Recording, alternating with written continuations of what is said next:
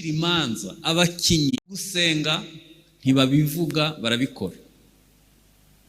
Dufite abarimu beza bigisha gusenga, ariko kimwe mu bintu bituma ntakunda umupira cyane, nanga iyo abafana bariho baracira imanza abakinyi, kandi nubwo avuga amagambo menshi, wamumanura mu kibuga ibyo avuga sinzi niba yabikora. Kimwe mu bintu bituma abantu ab'isi badakunda barokore nuko tuzi kuvuga ibidasa n'ubuzima bwacu, tuzi kuvuga ibyo tudakora. Gusenga ntibabivuga, gusenga barabikora. Gusenga dukwiye kuba abanyamasengesho tugasenga. Gusenga ntibabivuga, gusenga barabikora. Hari abanyamatorero bazi kuvuga amagambo meza cyane ku gusenga, bakatubwira amahame meza mu gusenga, ariko uburyo bwiza bwo gusenga ni ugusenga. Uburyo bwiza bwo gusenga ni ugusenga. Ntabwo dukwiye guhinduka abafana bacira imanza abakinyi, kandi watumanura mu kibuga byatugora gukina. Hanyuma gusenga ni itegeko. Ntabwo nize amategeko, ariko iyo umuntu akoze itegeko ashiraho n'igihano kizahana uwishe itegeko. Ahantu hose muzasoma muri Bibiliya havuga gusenga bakoresheje imperative. Musenge mutajya mu mosha, musenge ubudasiba, musenge bakoresheje itegeko. Gusenga ni ukubaha itegeko ry'Imana. Ahantu hose Bibiliya ivuga ku gusenga uzasanga ari itegeko bakoresheje. Hanyuma niba ari itegeko turabikora. Dushobora kuba dusengera mu rusengero, ariko tudasengesha umwuka iteka, kandi mu buryo bwose bwo gusenga. Nubwo 40 izasoza, buri mutima ukwiye guhinduka igicaniro, buri mutima wose ukwiye guhinduka inzu. Yesu yaravuze ngo umuntu nankunda nzaza ngewe na data n'umwuka we tube muri uwo muntu. Dukwiye kujya dukora iteraniro na data wa twese n'umwana n'umwuka wera. Gusenga ni itegeko. Dukwiye kubaho ubuzima busenga. Hanyuma mu bintu byose Satani yanga ku isi, yanga gusenga. Guterana Satani ntabigwanya cyane, no kuririmba ashobora kuba atabigwanya cyane, yewe no kubwiriza ashobora kuba atabigwanya cyane, ariko ikintu Satani yanga ni umuntu yapfukamye asenga. Ubu mubangamiye abazi ibiri buve mu gusenga akabigwanya hakiri kare. Dukeneye urubyiruko rusenga, dukeneye abapapa n'abamama basenga, dukwiriye kugira abanyamasengesho. Urusengero rusengerwamo, urusengero rufite abanyamasengesho, iyo winjiyemo urumva ko hari ukubaho kw'Imana. Inzu y'abanyamasengesho, hari igihe usura umuntu ukibaza ko ari bene data, inzu bayinyweramo inzoga, habaye iki? Ukumva nta Mana iba muri iyo nzu, kuko ba nyirayo batari abanyamasengesho. Nubwo 40 izasoza, ikwiye kuzasiga twize gusenga, cyangwa se turi abanyamasengesho. Hanyuma nashaka mbabwire inyungu 10 ziva mu gusenga. Ibyifuzo bine ndaza kubisorezaho, turaza kubiganiraho nsoza, turashafite umwanya munini. Nashaka kuvuga inyungu 10 ziva mu gusenga, nizo natekereje. Nawe ushobora kuzigira 20 cyangwa ukazigira 40 bitewe n'uburyo usengamo. Gusenga ni nko guhumeka. Iyo niyo nyungu ya mbere. Iyo umuntu ahumeka asohora umwuka mubi akinjiza umwiza. Iyo dusenga dusohora ibigoye imitima yacu, tukakira ihumure ry'Imana. Gusenga ni nko guhumeka. Hanyuma akantu nagira ngo mbabaze dutekerezeho, umuntu yahagarika guhumeka akabaho? Kimwe mu bintu bihenda kwa muganga ni umuntu uhumekeshwa n'imashini, nibyo bintu bihenda ku isi. Gusenga ni nko guhumeka. Iyo umuntu ahumeka asohora umwuka mubi akinjiza umwiza. Dukwiye guhora dusenga. Icya kabiri, gusenga ni terapi. Bivura agahinda gakabije. inkuru yasohotse ku gihe.com, ndatekereza ko abenshi bayibonye. Baravuze ibitaro, yari ripoti y'ibitaro by'Indera, baravuze ngo ku munsi bakira abantu 100 bahuye n'ikibazo cyo mu mutwe. Abantu benshi babana n'agahinda gakabije. Mu bantu 10 bagenda mu muhanda, abarenze 2 baba bafite agahinda gakabije. Nta murokore wari ukwiye guheranwa n'agahinda gakabije, kuko gusenga ni terapi. Gusenga biraruhura. Gusenga iyo tubwiye data, imitima iraruhuka, tugirirwa neza n'Imana. Gusenga ni ubuvuzi bwiza. Abasiyantifike bavuga ko iyo umuntu afite agahinda gakabije akwiye kuba afite umukansara, afite umuntu ari bubwire akaruhuka. Kandi Imana ishimwe ko nabo Imana yabashizeho, tukabona abantu tubwira tukaruhuka. Ariko ni byiza cyane iyo ubwiye Yesu. Ntazakuvamo, ntazakumvira ubusa. Yesu uramubwira, nta kuzinukwa. Niyo ugarutse kumubwira intege nke zawe, nta kubwira ngo niko uhora, nta gucira urubanza. Ni byiza ko twiga kumubwira. Nta murokore yari akwiye kugira agahinda gakabije, kuko Yesu akizihahamuka, akiza agahinda gakabije. Kandi ndabizi ko dufite ibibazo bitandukanye, dukwiye kwiga kubibwira Yesu. Icya gatatu, gusenga bikwiye guhinduka ubuzima nk'uko ifi iba mu mazi. Ahantu heza ifi yiyumva neza kuruta ahandi hose ni mu mazi. Kandi iyo ivuye mu mazi iba ipfuye. Gusenga bikwiye kuba ubuzima nk'uko ifi iba mu mazi. Ukajya wiyumva neza iyo usenga. Bikwiye guhinduka ubuzima tubaho. Icya kane, niyo nzira yonyine izana ubusabane bwacu n'Imana. Hari amagambo 3 mu Gifaransa bavuga amour, bakavuga amitié na intimité. Hari urukundo, ubushuti n'ubushuti magara. Gusenga bizana ubusabane n'usenga. Torero, iyo ngeze aha akenshi birambabaza. Kubera iki? Abantu twakomotseho bubatse ubusabane bwabo n'Imana. Wari uzi ko ushobora gukundana n'umugore wawe mutari inshuti? Wari uzi ko ushobora gukundana n'umugabo wawe mutari inshuti? Yagutwaye kuko agukunda birumvikana. Wari uzi ko ushobora gukundana n'abana bawe mutari inshuti n'abana bawe bafite abandi bagisha inama? Twese Imana iradukunda, ntawe yanga. Ariko abantu bari inshuti n'Imana ntabwo ari benshi. Yesu yagiraga abigishwa 20,000 baje gushaka imigati n'ibitangaza. Akagiramwo 70 yahamagaye baramukurikira. Muri 70 akagiramwo 12 basize byose. Muri 12 akagiramwo 3 b'inshuti ze magara yitabaza byakomeye. Muri 3 akagiramwo umwe aba mu gituza cye. Hari abantu bubatse ubusabane n'Imana. Abantu twakomotseho, natekereje Henoki yubatse ubusabane n'Imana, agendana n'Imana imyaka 300. Imana irangije ikora irenga yobora, imutwara mu ijuru adapfuye. Mu gihe twebwe twizerera ibirayi byo mu ruhengeri n'inzu yo kubamwo n'imodoka, ugahita wumva wakomeye. Hari abantu bubatse ubusabane n'Imana. Imana imujyana mu ijuru adapfuye, kandi Imana yaravuze ngo ubwo umuntu akoze icyaha gupfa ko azapfa. Enoki ari mu ijuru yambaye umubiri kuko yubatse ubusabane. Enoki Imana yamuhishuriye ibintu bisigaje imyaka 120 bikaba, abazi inkuge kubera ubusabane. Aburahamu Imana yaravuze ngo narimbura nte Sodomu ntabwiye inshuti yanjye magara Aburahamu. Mose, mu gihe cya Mose abantu bigeze barakaza Imana, iravuga ati ngiye kubica wenza guhindura ishanga rikomeye. Aravuga toya, urabizi ko turi inshuti, ndashaka gutanga igitekerezo. Nubica abanyegiputa bazaguseka, bazavuga ko stoke y'ibiryo yagushiranye, ubuzi ico bagaburira urabica, nta cubahiro cyawe kirimo. Imana iravuga ngo ndabiretse.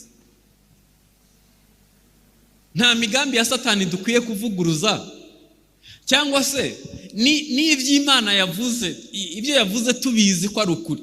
Ezekiya yagiye, Imana yaramutumye iramubwira ngo ejo witegure ugiye kuzapfa. Aravuga toya, urabizi ko turi inshuti, reka tubanze tubiganireho. Ntabwo wibuka imirimo myiza nakoze. abarokore hari n'igihe Imana ivuga ikintu ikavuga ikigambiriye wenda kitari ciza, hakugira ngo tujye gusenga tuganire nayo mu bushuti bwayo. Muribuka ko Aburahamu imubwiye kwirimbura Sodomu, yahise ayibwira ati ndabyumva, ariko nusangayo 50. Aramanuka agera ku 10 kubera ubusabane Aburahamu yagirana n'Imana. Iyo ayibwira ati nuburayo n'umwe kubw'imbabazi zawe nyinshi ugira uzaharimbura, yari kuvuga ngo hoya ntabwo naharimbura. Dukwiye kubaka ubusabane. Yosuwa yahagaritse umuzenguruko w'isi kubera ubusabane. Gusenga niyo nzira izana ubusabane bwacu n'Imana. Hajye twebwe twizerera iki? Amasengesho dusenga agaruka kuki? Switch to Square and join over 4 million businesses worldwide. Nayadukiriza igihugu, nayakiza Afrika, nayakiza byibuze umuryango washatsemo cyangwa washatswemo. Ubusabane ugirana n'Imana bungana bute?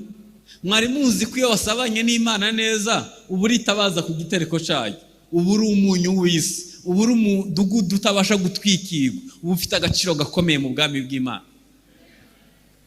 Ubusabane bwacu n'Imana bungana bute? Iyo dusenga 40 tuba twizerera iki? Niki turi gusaba Imana? Byibuze nizihe mpinduka twazana mu gace turimo? Imana ifite inyota y'abantu bubaka ubusabane nayo. Mu ndebere nk'umugabo, uramutse ufite nk'umugabo akagezana umufuka w'umuceri agashiraho, akazana imyenda agashiraho, akazana ibintu byose akabirundaho, ariko ataguha akanya ngo muganire, uwo muceri wagira agaciro? Igifite agaciro ni ubusabane ugirana n'uwo mubana. Dukwiye kubaka ubusabane. Gusenga niyo nzira izana ubusabane bwacu n'Imana. Hanyuma ubundi buryo gusenga tugeze ku cya 5 muri ya migisha 10 cyangwa se nababwiye inyungu 10 ziva mu gusenga. Gusenga ni inzira itugezaho imigisha. Ni inzira Imana ikoresha mu kutugezaho imigisha. Umugisha wa mbere ni uw'agakiza, ndatekereza ko abenshi hano twawuhawe, ariko n'indi migisha yose izava kuko watonye ku Mana. Isirayeli ibi bintu irabizi. Nubwo bafite ingabo zikomeye, nubwo ari abahanga mu bintu byinshi ku isi, bagira abanyamasengesho basenga bakabihemberwa. Bagira abanyamasengesho basenga ku manywa na nijoro. Nagiye mbona ibyumba byabo byinshi, babaho basenga gusa nta kindi bakora. Umuyahudi yaratubwiye ngo iri ni ryo banga ribeshejeho Isirayeli, niryo rituma tuba abambere mu bintu byose. Igihe tuzubaka igicaniro cyo gusenga, tuzagaba amashami mu bintu byinshi kuko dusabana n'Imana mu gusenga. Gusenga niyo nzira ituma Isirayeli ihabwa umugisha mu bice byose. Hanyuma ikindi, gusenga nibwo buryo buhanitse bwo kurwana intambara. Nibwo buryo buhanitse bwo kurwana intambara. Senikaribu yigeze gutuma kuri Ezekiya, aramubwira ati nzagutera, hanyuma igihugu cyawe ndakigarurire nk'uko nabigenje ibindi bihugu. Barangije baraza bakora ikosa, bavuga mu rurimi abaturage bose bumva. Baramubwira ati ariko mwari mukwiye byibuze kuvuga mu rurimi rw'iwanyu, twebwe turagumva, ariko abaturage mukareka kuba duteza. Baravuga toya, ingabo zacu bwinshi zifite, ziramutse zishatse no kuyora umukungugu, buri wese ntiyabona uwuzuye urushi. Bakandagiye mu amazi yanyu imigezi yakama. Ezekiya byumvishe ahita amenya ko uburyo buhanitse bwo kurwana intambara ari kujya gusenga. Wahita arazamuka ahera h'Imana arapfukama. Agipfukama umuhanuzi araza aravuga ngo ntabwo azagera hano, uyu mwami ntazagera muri iki gihugu, nta nubwo azaharasa umwambi. None aha mpinduye ibintu. Gusenga guhindura ibintu mwabarokore mwe. Imana ngo yahise ihindura umutima we ngo arataha, ageze iwe abahungu be bamwicisha inkota, umumarayika umwe anyura mu ngabo ze aho ziri mu butayu, hapfa ingabo 280. Ntabwo uwo mumarayika ntabwo yagwaye, yarahanyuze gusa. Nahoze ntekereza Yesu ari Getsemane yaravuze ngo iyo nshaka bangwanirira ngo nari guhamagara legiyoni 12.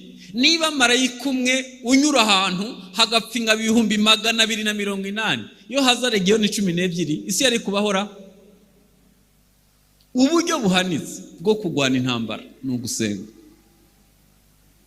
Hayo uzigwanisha kuvuga, uzigwanisha kwisobanura, uzigwanisha kwanduranya, uzigwanisha kuburana. Ni byiza ibyo byose, ibyo mvuze byose ntabwo ari byiza. Kujya mu rukiko byo ni byiza igihe warenganye, ariko ujye ugerageza urebe ko uburyo bwa mbere wakoresheje ari uburyo bwizewe. Ubanze gusenga byibuze, umurikira Imana ikibazo ufite. Uburyo buhanitse bwo kugwana intambara ni ugusenga. Hanyuma ikindi, muribuka ko Esteri yahuye n'ikibazo cya jenoside yari igiye gukorerwa abayahudi mu bihugu 120. Amenya ko iyo ntambara uburyo gusa bwiza yayigwanamo ari ukujya gusenga. Asenga iminsi 3, arangije araza ajya kureba umwami amutunga inkoni. Uzi igisubizo cyavuyemo cyiza. Imana yese ihindura umwami, igirira neza Moridekayi iramuzamura, abayuda baratabawe. Kugeza uyu munsi hashize imyaka 3,000, Isirayeli iracizihiza umunsi mukuru wa Esteri, bibuka ko yakijije abayahudi bari bagiye gupfa. Gusenga kwawe gushobora kuzana impinduka mu binyejana byinshi bizakurikirana. Gusenga nibwo buryo bwiza buhanitse bwo kugwana intambara. Hanyuma ikindi, gusenga bisiga umurage cyangwa bitegura indi generation izagukurikira kugera ku bisekuru byinshi. Yesu asengera abigishwa muri Yohana 17 yaravuze ngo sinsengeye abagusa, sengeye n'abazakurikiraho, abazizera ku bwabo. Isengesho ry'umukiranutsi riba riri valable imyaka irenze 300, rigikora nkaho risenzwa ako kanya. Ku munyamasengesho ubikora utabivuga gusa usenga, isengesho riba rifite agaciro karenze imyaka 300. Nibyo Paulo yasenze riracakora, nayo Yesu yasenze kiriya gihe aracakora. Uyizera hamwe agakora nkaso. Kera gusengera mu misozi bikemewe, nagiye gusengera ahantu mpahurira n'umuntu mu bantu bategereje urubyaro, utarabona urubyaro. Amaze imyaka nka 16 cyangwa 8 sinibuka. N'ubu ntaramubona umwana. Arasenga ngira isoni. Yaravuze ngo Mana, nsengeye ibisekuru 5 bizankomokaho. Ntihazabemo umurozi, ntihazabemo umutinganyi, ntagire uzapfa yiyahuye, ntagire n'uzatwita ikinyendaro. Ndamureba ndibaza ndakijijwe sinkijijwe, ngiye mfite dive na Dani, sindasengera abagore babo, sindasengera abuzukuru. Undi we yizereye imyaka 500 kandi ntarabona umwana. Ntabwo twabuze ibyo dusengera, nuko tutazi gusenga. Gusenga bitegura generation izakurikira, ugasenga ukumva waramagisimije gusengera abazagukomokaho n'abuzukuru n'abuzukuruza, ukababikiriza mu ijuru amasengesho. Yewe n'igihe uzumva udashaka gusenga, nabwo uzasenge, Imana izayagutabaza ikindi gihe wenda uri mu ntege nke, cyangwa izayatabaza abawe. Gusenga bitegura umurage, bitanga umurage. Hanyuma ikindi, gusenga bishobora gukura abantu mu bunyage. Daniel yasenze afite imyaka, kuva afite nako yabitangiye ari umwana, ariko ahantu Bibiliya igaragaza gusenga yari afite imyaka 16. Nico gihe bagiye i Babuloni. Yarasenze imyaka 70 asenga ku manywa na nijoro, kugeza igihe yasomye mu bitabo amenya ko igihe cyo kuva mu bunyage cyageze. Hari abantu babiri bahishuriwe ibintu bikomeye, ni Daniel na Yohana yanditse ibyahishuwe, bose babikomora mu gusenga.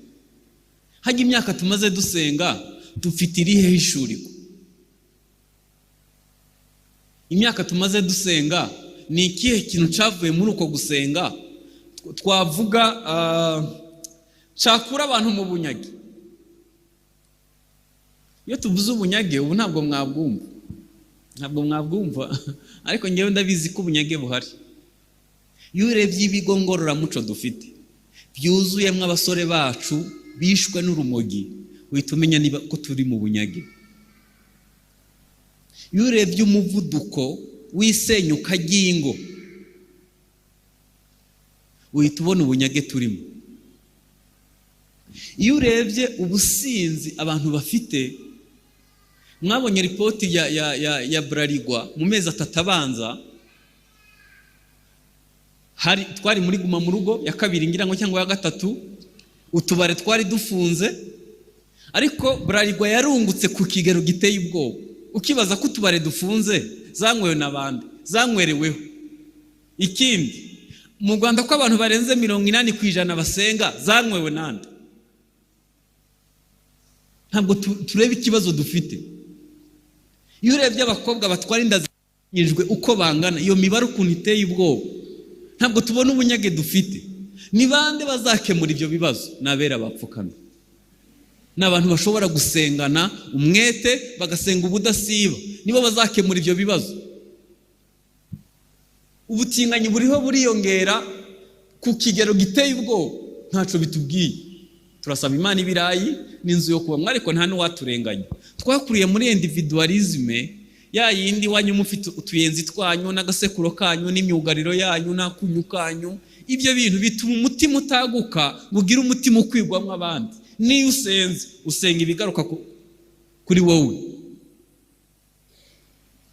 Nahoze ntekereza kare, Dawidi ku myaka 16 ajya kugwana na Goliyati yaravuze ngo uyu munsi ngiye kuguca umutwe, isi yose iramenya ko Uwiteka adakirisha amaboko ahubwo akirisha imbaraga zayo. Dawidi ku myaka 16 yari afite umutima wagutse ukwigwa mu isi yose, yashaka ko Imana imenyekana ku isi yose. Wowe ufite imyaka irenze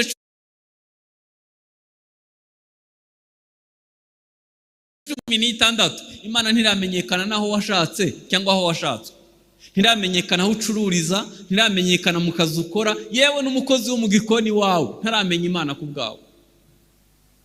Dukwiye gusenga tukagira imitima yagutse ikwigwamo abandi. Nibyo bizakura abantu bari mu bunyage bakava mu byaha. Abantu bari mu bunyage bw'ibyaha bijya bintangaza mushumba iyo umuntu amaze umwaka mu rusengero atarazana undi kuri Yesu. Ukiyongeza uwa 2, uwa 3, uterana ugataha. Niba warageze hano Yesu akakuruhura kuko utavuga inkuru nziza abandi bakaruhuka. Nta nubwo bisaba ngo umuntu umuvuga butumwa nka mushumba wanyu. Hoya, koresha stati yawe ubwiriza abantu ko Yesu abakunda. Byibuze ubabwira ko hano hari amasengesho byibuze. Hari gureba ibintu abantu bapostinga ukabareba ukabona ntibazi ico baremewe. Gusenga ni bituma abantu bari mu bunyage bava mu bunyage. Hanyuma gusenga tugeze ku cya 9, gusenga bikura abantu mu bibohora imbohe. Herode yishe Yakobo ngo abonye ko binejeje abayuda, yiyongeza Petero. Ntiyamenya ko ari abanyamasengesho, ngo bahita bajya mu cumba barapfukama, ngo barasenga, ngo aho basengeye haranyeganyega. Hanyeganyeze, marayika amanuka muri gereza aramubwira ngo Pete, ambara imyenda yawe unkurikire, abera babyanze ntabwo uri bupfe. Ngo aramukurikira, ngo barengura urugi rwa mbere n'urwa 2 barakomeza, ngo Petero ngo atekereza ngo ni ibyo arimo kurota. Amusiga ku gasozi marayika, ngo imbeho imukubise asa nk'uvuye mu bitotsi, aravuga turabizi Imana yantabaye, Imana inkijije amaboko ya Herode. N'abayuda bari bazi ko ejo bazaseka, ntibagisetse Imana yanjye n'umutabazi. Ahita ajya kureba habera basenge. Gusenga niko konyene kubohora imbohe. Dusenze hari ibintu twakwanga Imana ikabyanga. Itorero ryahawe ubutware, ryahawe ubushobozi, Yesu yabwiye Petero ngo ico muzakingirana mu isi no mu ijuru bazagikingirana, n'ico muzakingurira naco bazagikingurira. Gusenga gushobora kubohora imbohe.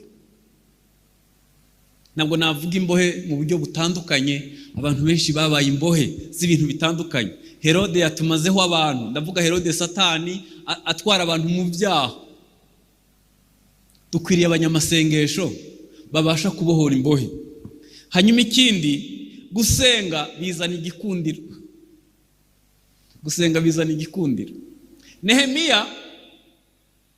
Nehemiya yumvisha amakuru mabi ko iwabo hasenyutse, n'uruzitiro rwasenyutse, n'ibituro bya sekuruza bikaba nabyo barabisenye.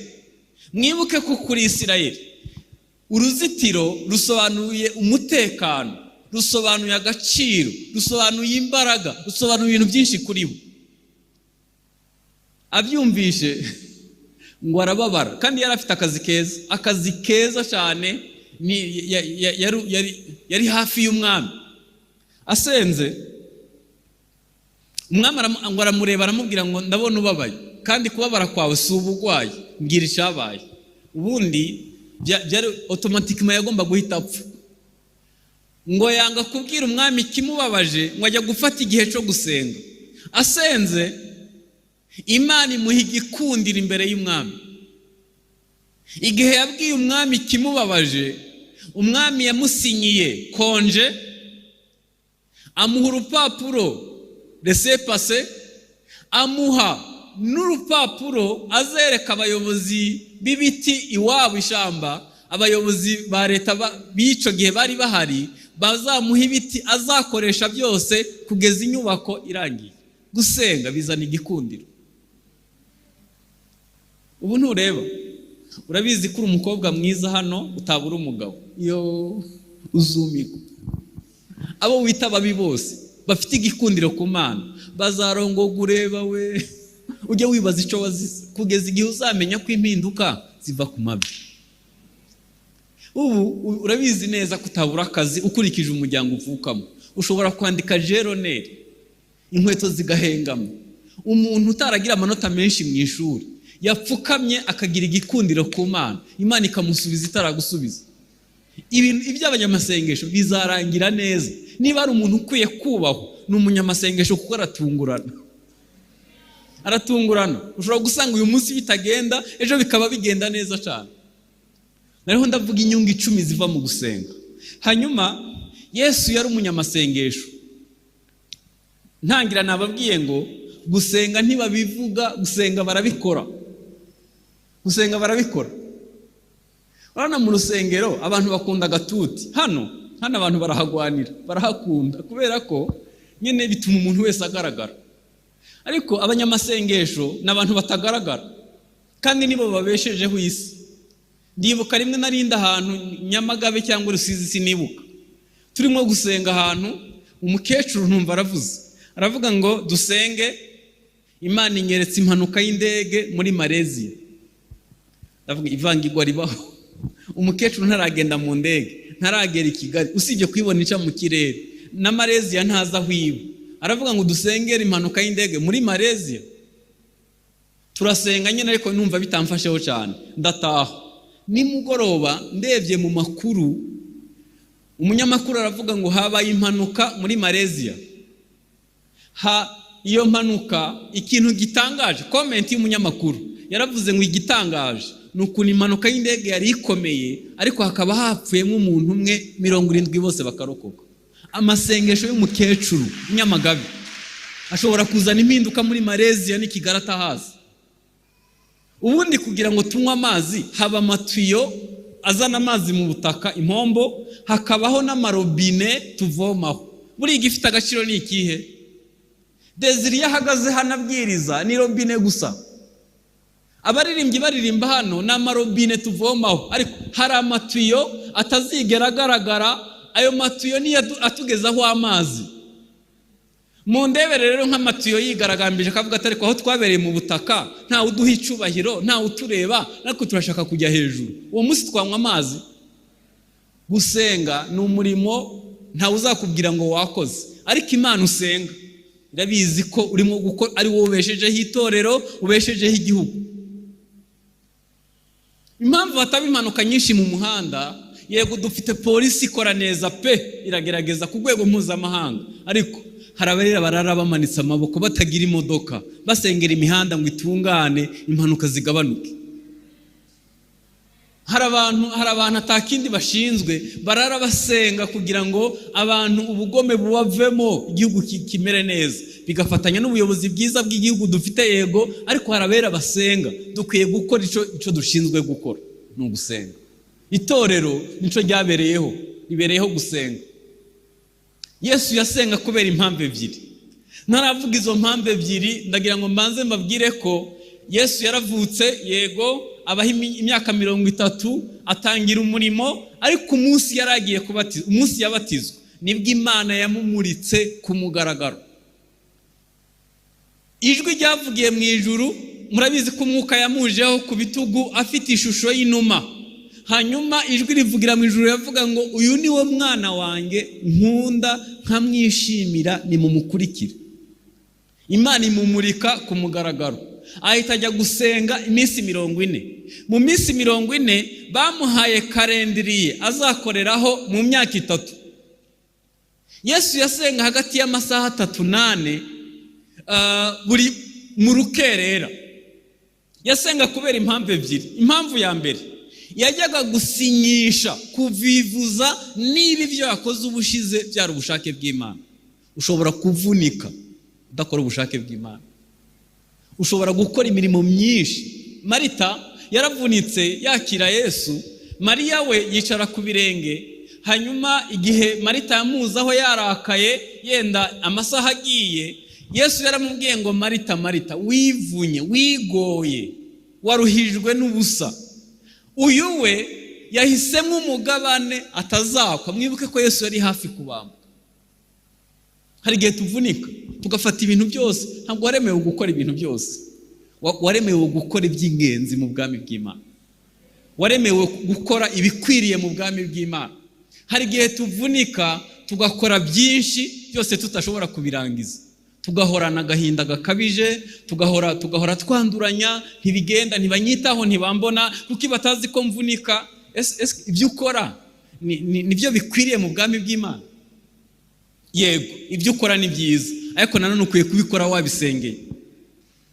Yesu yajyaga kurebesha niba yakoze ubushake bw'Imana. Icya kabiri, yajyaga gusenga kugira ngo yambare imbaraga azakoresha bukeye.